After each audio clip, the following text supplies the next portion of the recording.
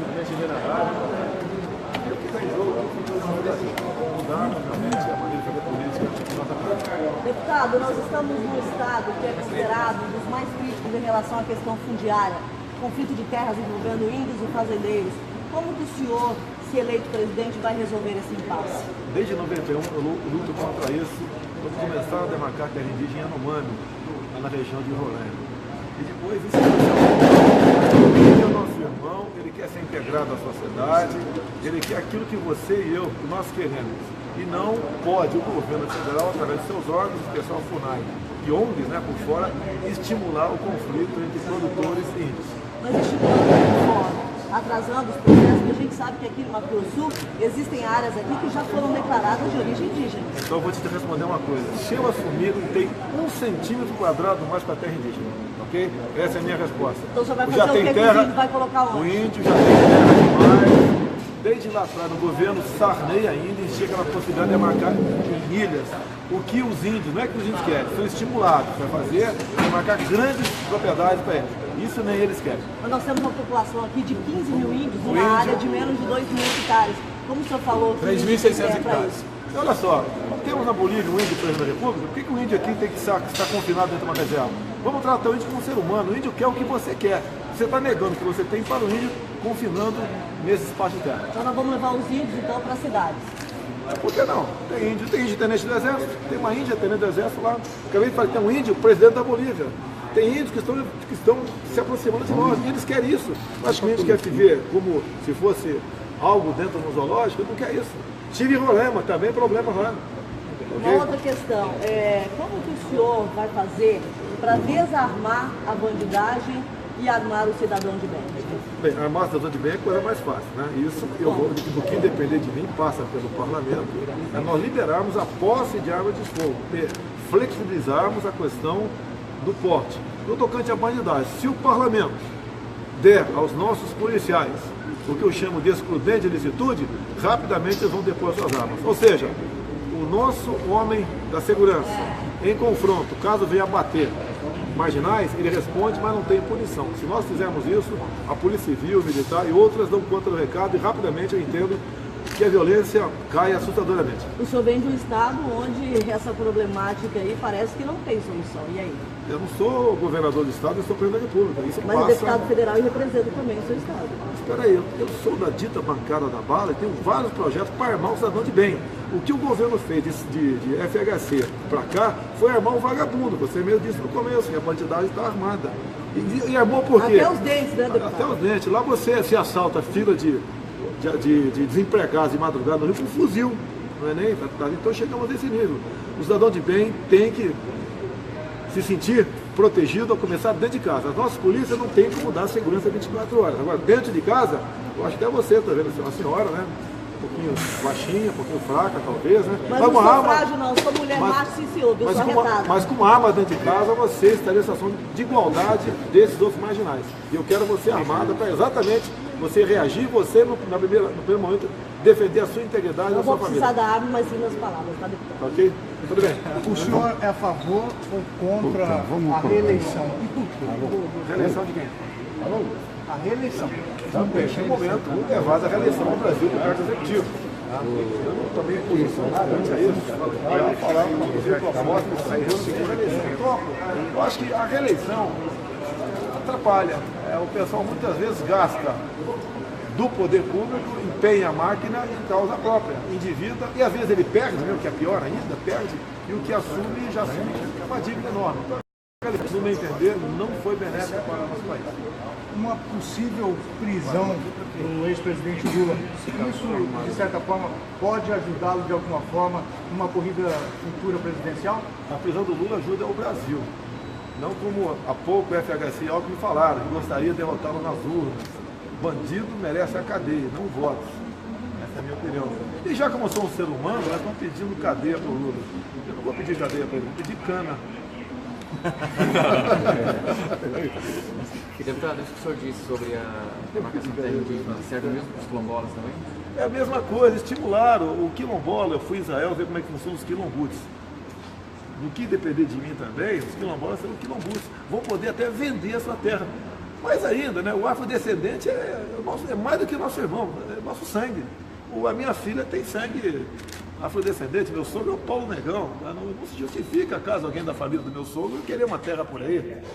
Okay? Nós somos iguais, pô. Qual a diferença minha para o negro? Qual a diferença do negro para mim? Nenhuma. Deputada, a questão da violência aqui no Mato Grosso do Sul é um pouco crítica por ser uma rota de tráfico próximo das fronteiras. O senhor tem algum plano em relação a essa realidade local, já aí pré-estabelecido? Olha, eu vi o Trump agora fazendo uma análise do seu 1 ano de mandato, né? E ele se referindo à polícia de fronteira, aqui parece que tem também, né? Mas lá é nacional. Ele diz que ela venceu a guerra contra isso lá com a fronteira com o México e a sua polícia era mais forte do que o inimigo.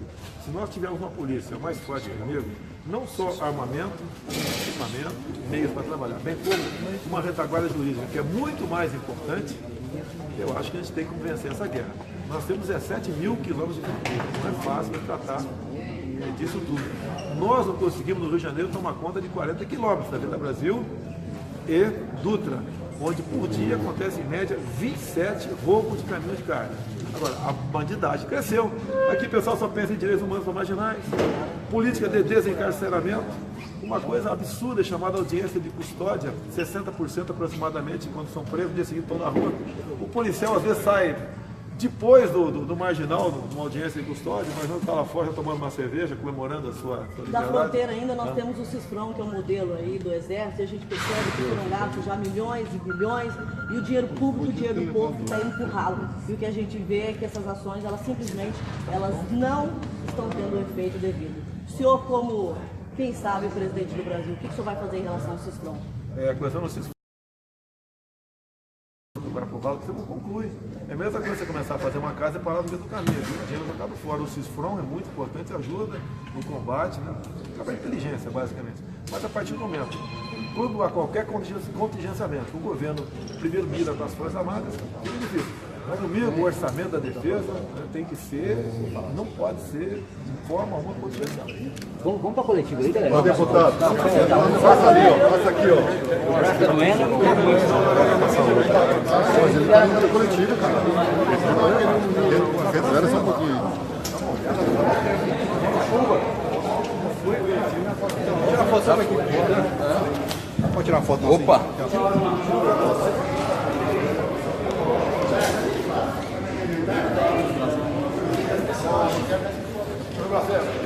Aí,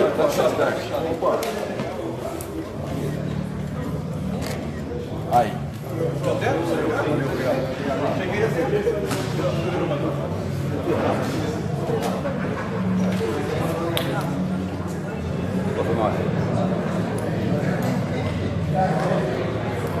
Ó, meu. Moça, tem um microfone no chão.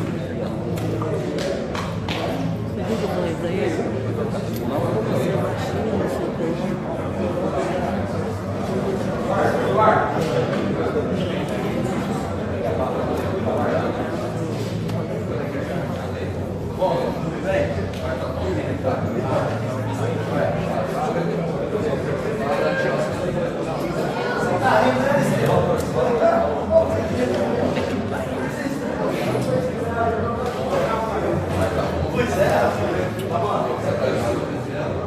Da seco.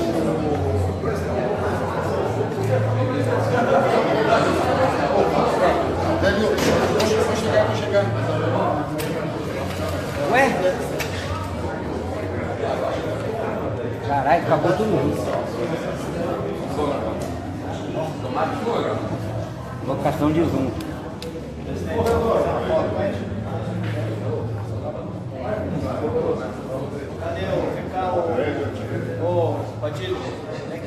Senhor, eu aqui vou. Oh, glória a Deus. Perdoa eu, Senhor.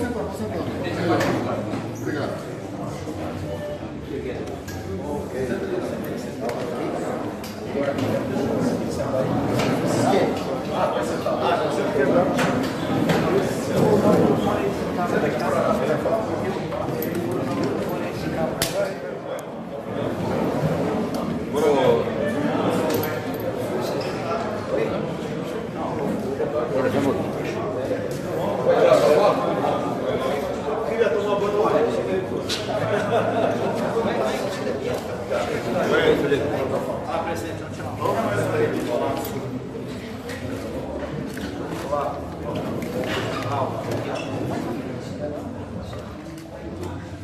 novo, por favor. Mais uma.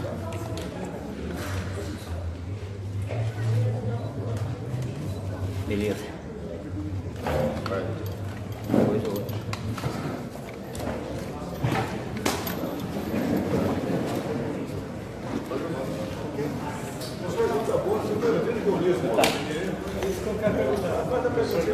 A respeito dos apoios políticos, o senhor falou aqui, o senhor falou que o senador Eunício disse que não irá apoiar. O senhor falou que não pediu e não quer. Como é que é esse padrão desse jeito? Porque ninguém não lança o candidato a presidente, já que eles são tão bons assim, sabe como governar o Brasil, mas o candidato a presidente. De quem que o senhor aceita apoio político? De todo aquele que não queira meter a mão nos cofres públicos em troca de governabilidade. Só isso. Em relação à reforma da Previdência, Essa aqui está aí no campo do apoio. Tenho a minha proposta, que tem que ser paulatina, não dessa forma. Você não pode dizer que o Brasil está quebrado, agora você quer quebrar o trabalhador para salvar o Brasil, você vai quebrar os dois. E a Previdência é a pública que nós temos que olhar em primeiro lugar. Começar com a nossa de parlamentar, depois das outras.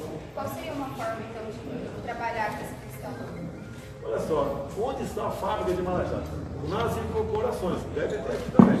Depois de algum tempo, 10 anos no máximo, o servidor incorpora o cargo. Mais 10, em muitos locais incorporam o segundo. Primeiramente, acaba fazendo aí. Aumenta um ano o tempo de serviço. O serviço não são 60 para homem, com 35 de contribuição, aumenta mais um. Mulher também aumenta mais um. Vamos paulatinamente, não queira dar esse freio de arrumação que não vai dar certo. E outra coisa, é até imprudente da minha parte falar em reforma da Previdência, porque todo dia, toda hora muda, deve mudar de onde está hoje. Eu posso falar uma coisa aqui que não diz mais com a realidade. como é que o senhor vê o auxílio moradia, não só para os membros do Judiciário, mas também do Parlamento, que tem a sua própria residência em Brasília? Não, vamos lá. Em ato da mesa, o auxílio moradia para nós, parlamentares, tem 3 condições. Você mora no próprio, numa casa, no apartamento da Câmara, de 200 metros quadrados, muitos com hidromassagem, segurança de graça, da Polícia Militar, inclusive, não paga condomínio, não paga nada. A segunda hipótese, você pode morar em hotel, ou alugar um imóvel, até R$6 mil por mês, você apresenta o recibo e é ressarcido.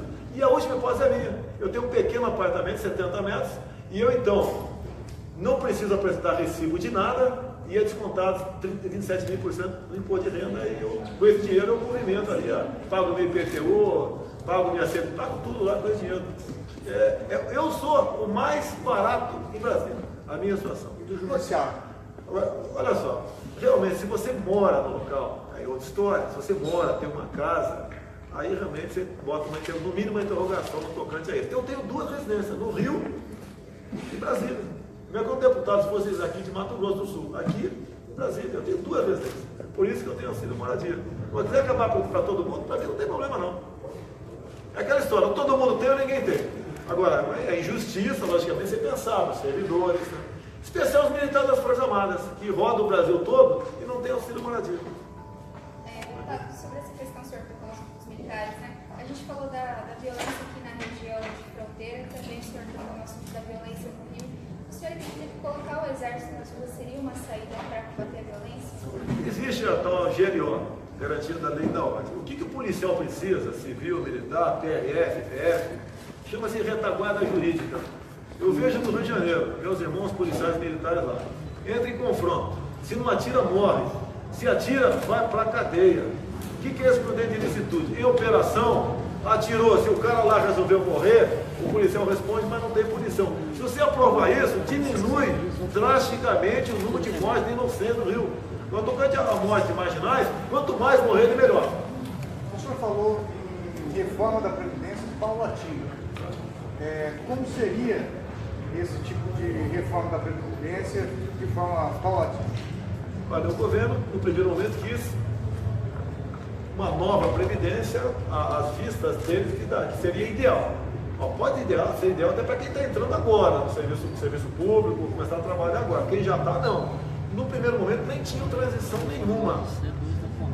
Então essa reforma paulatina, o próprio nome diz, aos poucos. E você pode criar uma previdência nova a partir de agora para a garotada que porventura chegou ao mercado de trabalho.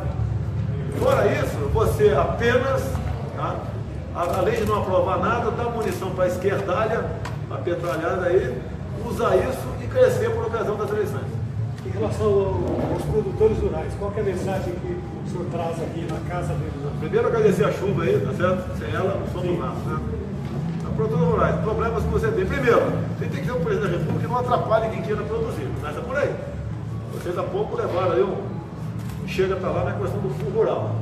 Ainda está meio no ar o negócio lá. Mas, a princípio, está caminhando, você tem que pagar uma dívida em torno de 20 bilhões de reais. Tá? Bem, modificando o entendimento lá atrás. Depois, vocês estão para começar a pagar ICMS na exportação de commodities. O processo está bastante avançado lá no Senado. O governo, por exemplo, podia barrar isso daí. Afinal de contas, o que está dando certo aqui não é justo o governo querer cobrar mais impostos ainda. Tem problemas aqui, MST, invasão indígena. Tá, como é que nasce uma reserva indígena? Nasce uma portaria lá no Ministério da Justiça. O presidente não pode, não entender, já acabou. Inclusive a própria Constituição diz que as terras têm que ser demarcadas até 5 anos, de 6 meses até 5 anos depois da promulgação da Constituição, que as terras têm que ser demarcadas. E mais ainda, a própria Constituição diz que as demarcações de terras das indígenas, que estamos tratando aqui, são feitas de forma bilateral, ou seja, pela União. E quando se fala União, é poder executivo e legislativo. E o governo vem demarcando essas terras de forma unilateral desde sempre. Então, o meu entendimento, que alguns juristas, incluindo o ministro do Supremo Tribunal Federal, permita não dizer o nome dele, que eu, há um tempo atrás, provoquei o Supremo, no tocante à Raposa Serra do Sol, ele disse que a minha tese, né, que eu não sou jurista, mas também não entendo de não ter grandes conhecimentos aí, não sou formado em direito, a minha tese era válida. Quem tem que demarcar terra é a União, executivo e legislativo, e não o governo, junto com laudos fraudulentos, muitas vezes, lá patrocinado pela FUNAI. Demarcação é uma questão jurídica. Eu gostaria de saber do senhor com relação às invasões de terras por índios ou até mesmo pelo MST. Na sua posição, como o senhor vê a questão da reintegração de postos? Caso o senhor venha a ser presidente. Por mim, nem haveria reintegração de postos. Tá? Eu tenho um projeto apresentado na Câmara, que trata desse assunto, copiado em grande parte da legislação americana. Invadiu o teu apartamento, tua casa, tua fazenda, chumbo nele, e ponto final. E ponto final, acabou. Se a tua casa é sagrada, tem que ser, viva a democracia, a tua fazenda também, é a tua propriedade. A propriedade privada é sagrada. Qualquer invasão tem que ser repelida a tiro. E o proprietário responde e não tem punição.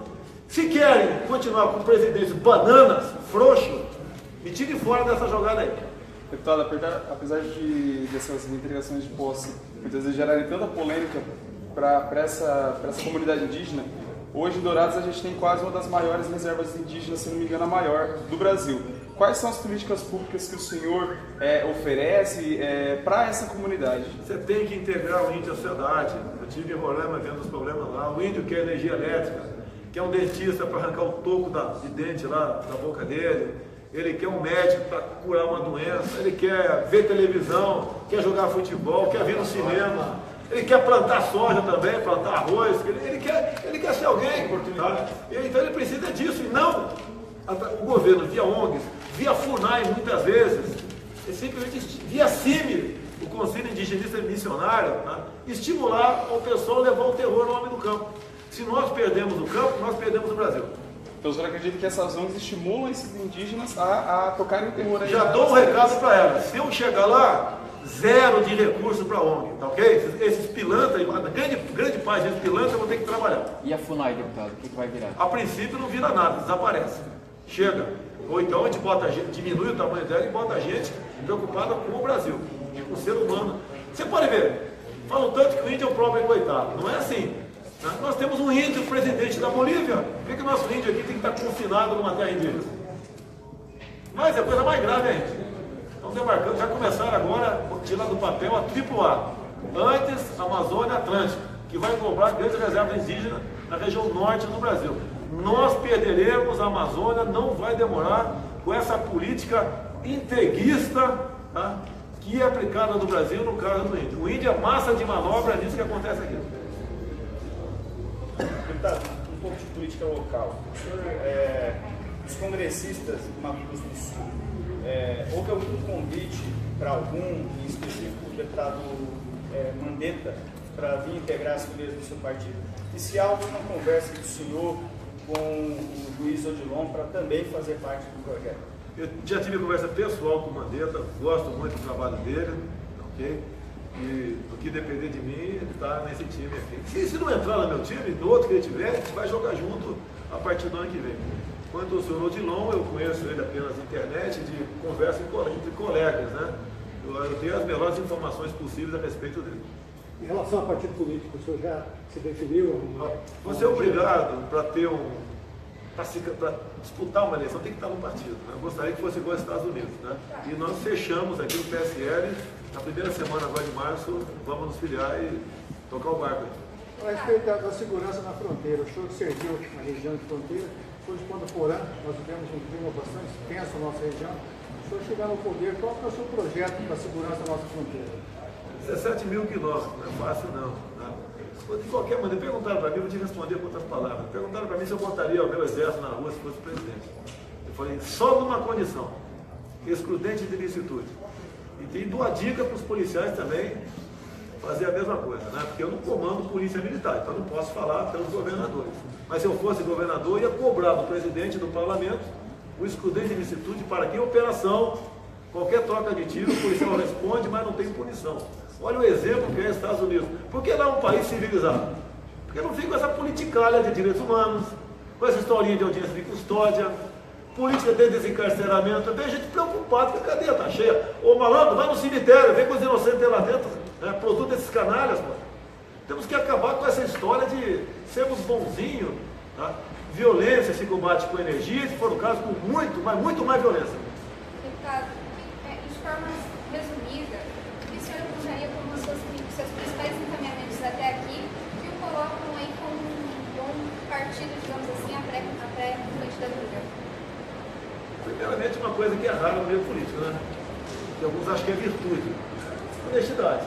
Eu já fui testado, citado no mensalão por Joaquim Barbosa, o único da base aliada que foi comprado pelo PT, citado pelo goleiro Alberto Sérgio, um dos 3 do partido que não pegou dinheiro lá da Petrobras. Também, o único entre 1.428 candidatos que via partido, teve dinheiro depositado na sua conta que devolveu. Eu fui elogiado até por Fernandinho Beiramar no dia dessa porra aqui em Brasília. Ok? Porque o pessoal estava pressionando ele, né? Ele estava lá sob custódia, né? E todo mundo é macho. Apontando na cara dele. Quando eu levei para a realidade o que estava acontecendo, ele falou que me conhecia mesmo, né? Fiquei sabendo que conhecia mesmo. E também disse que era o único daquela comissão da CPI do narcotráfico ali que não tinha o rabo preso. Esse é o mínimo você começar. Deputado, o senhor falou de violência, a gente está aqui ao vivo, na página da FM Cidade 101 aqui no Facebook, o senhor falou que violência se combate com violência. Agora, até agora a gente ainda não tocou num assunto que pode ser aí o pilar para a resolução, a solução dos problemas do Brasil, que se chama educação. O que o senhor tem a dizer em relação ao que o Bolsonaro, caso seja presidente do nosso Brasil, vai fazer em relação à educação? Eu acho que a palavra certa, me desculpa, né, não é educação, né? É conhecimento. Educação somos nós pais e mães que damos em casa isso aqui. Com o tempo... A educação vem do conhecimento e vice-versa. Com o tempo, retirou-se a autoridade do professor em sala de aula. Lá falo pelo Rio. Professora está muito mais preocupada em não apanhar do que em dar aula. Por que as escolas, os colégios militares, do Exército, da PM, do Bombeiro, as escolas militarizadas de Goiás e Amazonas dá certo? Porque lá tem aqui, tem disciplina. O moleque entra na sala de aula, não tem telefone, não tem piercing, não tem brincadeira, não tem maconha lá no fundo do banheiro, não tem ideologia de gênero, essa patifaria que estão fazendo nas escolas agora, e o moleque vai lá para aprender. E exemplos, os exemplos estão aí. O último colégio militar criado pelo Exército foi em Belém, tem 3 anos aí, está indo para 3 anos. Só em criar um colégio militar pequeno já melhorou muito a questão da educação, pegando a toalhinha aí, naquela região, porque muito pai de garoto, né, estimulou o filho a fazer cursinho para prestar concurso para ir estudar no colégio militar. Tem que ser assim. Sem hierarquia, sem disciplina, ninguém aprende nada. Vira uma bagunça que tem. Hoje em dia, nas provas do PISA, o moleque na 9ª série, 15 anos de idade, não sabem seguir a tabuada. Vai ser eleitor do PT, né? Bolsa Família, título de eleitor. Por falar nisso, deputado, os programas de transferência de renda, Bolsa Família, se o senhor for eleito, vai acabar ou vai mudar eles, adaptar de alguma forma? Nós somos seres humanos, você não pode simplesmente falar, o ideal é não ter, o ideal, eles poderiam estar se sustentando, né? Mas a projeção nossa, a projeção é que quase um terço é fraude. Enquanto um terço, se tiver como inserido no mercado de trabalho, sai de lá. No terço final, vai ter que dar aquela pequena quantia de dinheiro todo mês, senão o indivíduo vai morrer de fome também. Mas ninguém pensa quer em comprar contratar. alguma contrapartida desse cidadão, um curso de qualificação, alguma coisa nesse sentido? Esse terço final você não tem, é pessoa de idade, tem problema de saúde, não tem, sabe fazer nada. Tá? O PT fala bastante de educação, mas há 3 anos aí, piorou, conseguindo piorar, porque já não era muito bom. Tá certo? Então esse problema é esse. O Bolsa Família, no ano retrasado, gastou 30 bilhões de reais. É pesado, né? Mas acostumou-se. E foi um projeto, foi do PT, ele juntou um montão de projetos e fez um único interesse. Botar na rede, né, uma quantidade enorme de eleitores para serem cativos do PT. Deputado, reforma trabalhista e combate ao desemprego. O que é que o senhor tem a dizer a respeito disso? A reforma trabalhista foi dado um grande passo. Nos Estados Unidos, lá não se tem direito trabalhista nenhum. Qualquer um colega nosso que vai para lá para fazer exatamente a mesma coisa, ganha 5 vezes mais do que voltar mais para cá. Quem emprega, tem dito para mim muito, quem emprega, o trabalhador vai ter que decidir um dia, menos direitos e mais emprego. Porque caso contrário, não tem como arranjar emprego com essa quantidade de trabalhista. E tem uma coisa gravíssima para vocês aqui. Vocês devem ter estudado já, né? A emenda constitucional 81, ela relativizou a propriedade privada. Qualquer coisa é enquadrado, é multado nossos produtores aí como trabalho análogo à escravidão. Apesar da emenda constitucional dizer isso, dizia apenas trabalho escravo, tem juízas que quase todas as instituições que foram aparelhadas no Brasil, tem juízes que entendem que o análogo é equivalente à escravidão e parte do processo de expropriação do imóvel. Costumo dizer, né? Por que na África do Sul o racismo era legal lá atrás? Porque eles botaram na lei. Os caras botaram na lei, daí praticavam o racismo. Por que a propriedade privada aqui, mais cedo ou mais tarde, vai deixar de existir? Porque botaram na Constituição. O pessoal não abre os olhos para isso, quando vê, está na lei. Pensamento de campanha, deputado. Como é que vai ser tocada a sua campanha, que eu já vi uma entrevista com o Cabinho, o senhor falou que vai tocar a sua campanha da maneira mais honesta possível. Como é que vai ser? Ou é honesto ou não é. Ou tem um cabra baixo, outro não é, tá certo? Então, olha só, eu não tenho obsessão. Eu tenho o que os outros não têm, eu tenho o povo comigo, tenho Deus no comando.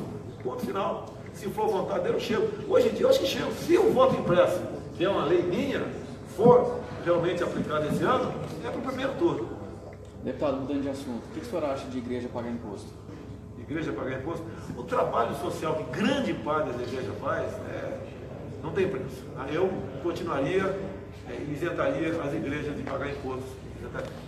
Mesmo que a maioria dos líderes tendo patrimônios milionários.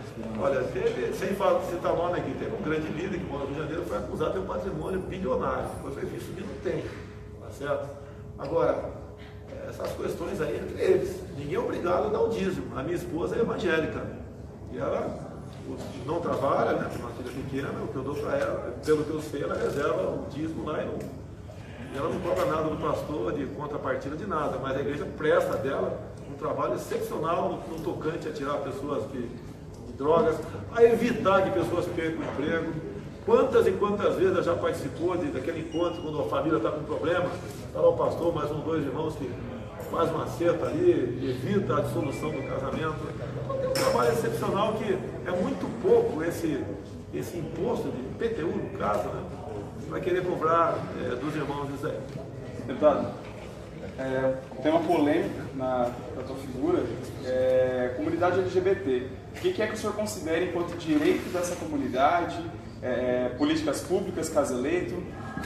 Você acha que eu sou hétero ou sou homem? O que você acha? Você é hétero? Eu acredito. Ah, bom, a resposta é acredito. Eu sei que você é. Então, nós dois aqui, né, temos o mesmo direito, cara. O que a gente faz entre 4 paredes com a mulher ou com o homem, ninguém tem nada a ver com isso. Agora não pode. Você lembra do PLC 122? criminalizava o pastor, o padre, que porventura não realizasse um casamento na igreja. Tá? Se eu não vendesse relógio para você, desculpa aqui, tá? Não vendesse para você esse relógio aqui por 10 mil reais, né? E vendesse para ele por 5 mil. Caso você fosse gay, pelo projeto, você me denunciava e eu era enquadrado crime hediondo. Eu não vendi para você por você ser. Não vendi, não por você ser gay. Não vendi porque nós nos conhecemos há muito tempo e sei que você não paga, dá cheque sem fundo. Então eu prefiro vender mais barato para ele e receber. Isso estava no PL 122. Agora, a minha bronca é contra o material escolar. Não pode nossos filhos de 6, 7 anos ter acesso àquele tipo de material que eu tive acesso. Então a tua crítica não é a respeito da comunidade que o cara está fazendo na vida dele. Essa você me disse que não sabe que eu sou gay, você tem razão. Quem sabe sou eu.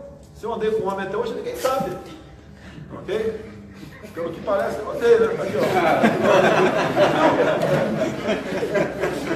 ó. E nem contra a união também. Se o cara quer ser feliz com, né, um de nós dois vamos namorar aqui agora. Pô, você ser feliz, pô. Tomar uma cervejinha ali e ficar no meio da soja até amanhã ali. Somos iguais, somos seres humanos. E aquela briga de homem hétero, branco, negro, pobre e rico. Cara, eu agora pintou, agora que eu tenho um jet ski de 10 anos. Acabei de vender meu jet ski. Eu vou vender esse trem, não enche um saco. Pô. Você tem um jet ski para fazer crime. Você tem um carro melhor, é crime. Você tem uma propriedade, é crime. Aqui todo mundo tem que ter chance, trabalhou, ralou, vai conseguir sua propriedade aqui e vai ser feliz. Ninguém vai tomar. Vai o quê? E ninguém vai tomar. Não, bem complementou. Daí vem um bando do MST, marginais. Olha, nós temos que tipificar a invasão de terra como ato terrorista. Os caras entram e fazem barbaridade, não acontece nada. Tá legal? Deputado, várias pessoas, lideranças opositoras, principalmente o Ciro Gomes, falou que o senhor não recebeu propina doação da JBS porque devolveu da conta da pessoa física, mas que o senhor pegou via partido. O que o senhor tem a dizer sobre isso? Não, você falou a verdade. O partido devolveu. Olha só, eu falei que 1.428 candidatos receberam. A lei de 2014, você não pode doar para mim, nem a empresa pode doar para o partido. E a JBS só doou para o partido porque pegou 9 bi emprestado do BNDES. E com toda certeza o acerto com o PT foi doar para o partido dar para os candidatos votar com o PT. Então eu devolvi o dinheiro por cheque, né? Naquele tempo não existia a palavra propina legal, não existia. Eu não sou tão bonito assim, não quero 200 mil para mim, nunca votei com o meu partido. Então devolvi, falei, eu quero fundo partidário. E eu, naquela época, eu agregava por ano quase R$1 milhão. Em 4 anos eu agreguei 4 mil no meu partido. Os caras botaram 200 mil na minha conta. Pô, o partido tinha que botar 2 milhões, 200 mil. Então, Ciro Gomes, você não entende de legislação eleitoral? Esse cara fala que entende de economia. Eu estou com o processo sem maneira, porque ele falou que eu lavei dinheiro. O que é lavar dinheiro, pode? Lamentavelmente, eu não vou aqui agredir o Ciro Gomes, porque o próprio entendimento dele que eu levei dinheiro já está justificado que esse pobre cidadão aí tem que voltar ao ensino primário e começar a fazer ter aula de matemática ou de economia para poder falar adequadamente as coisas. Ele não pode errar, falar essa barbaridade que ele falou, eu lavando dinheiro.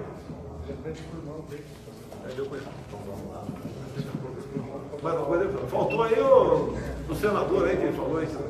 Ninguém vai perguntar no senador. Deputado, como o senhor está lidando com assédio aí por todo o Brasil, esse pessoal todo te procurando, você chega na cidade, aeroporto lotado, o povo te carrega. Hoje você falou ali no aeroporto que isso te dá energia, teu filho falou que vocês voltam para Brasília completamente energizados para continuar lutando por isso aí. Como que você está lidando com esse assédio, com essa exposição da tua imagem, da tua família? Ninguém me pede nada, não cobra nada, tem outdoor pelo Brasil todo, camisa por aí, não tem nada nossa, é espontânea do coração.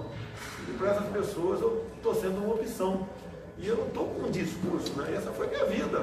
Servi por 3 anos aqui no MAC, aqui do ladinho de vocês aqui. É minha vida, formação militar, dentro da Câmara. Você sabe que as tentações são muitas, resistimos às tentações lá. Okay? Esse assédio, não é assédio, né? Esse carinho, logicamente, que dá força para a gente continuar nessa batida aqui. Deputado, aqui em Dourados, o Exército Brasileiro vai realizar uma obra de reforma e ampliação do aeroporto de 42 milhões. É algo inédito. O senhor pretende inserir o Exército Brasileiro em mais ações como essa? Você vê muitas vezes aí o Exército fazendo obras em rodovias. Né? Os nossos batalhões de engenharia de construção não suprem 1% da necessidade do Brasil. Nós somos exemplares. Eu pretendo, né, ter no meu Ministério do Transporte um general de 4 estrelas da arma de engenharia. Não vou te negar isso daí. Porque eu tenho certeza que nenhum empreiteiro ou nenhum político vai chegar para o general lá, ministro, e querer, ó, bota tudo para fora, apaga a luz, vamos conversar aqui sobre, né, como tirar superfaturada nessas obras. Tenho certeza disso. O grande problema do Brasil chama-se corrupção. Tá? E tem alguns pontos estratégicos, são militares, outros serão civis. Lógico, o meu ministro da Agricultura vai ser um civil. Tá, ok?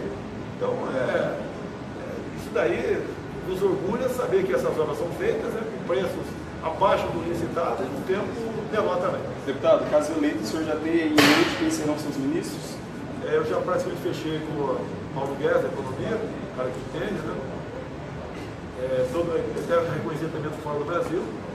No tocante à defesa, o general Heleno é uma pessoa que, no mínimo, vai indicar quem vai ser o nosso ministro da Defesa. O transporte está caminhando aqui para possivelmente um general. E olha só, vale fazer uma composição, né? Porque o Onísio de Vila falou hoje. Ele pode até ganhar eleições, quero ver no dia seguinte. O que o Onísio, qual é o recado que o Onísio está dizendo? Se você não der para nós tais ministérios, para a gente meter a mão, tá certo? Você não vai ter apoio do parlamento. Essa é a resposta que ele está dando, ou não é?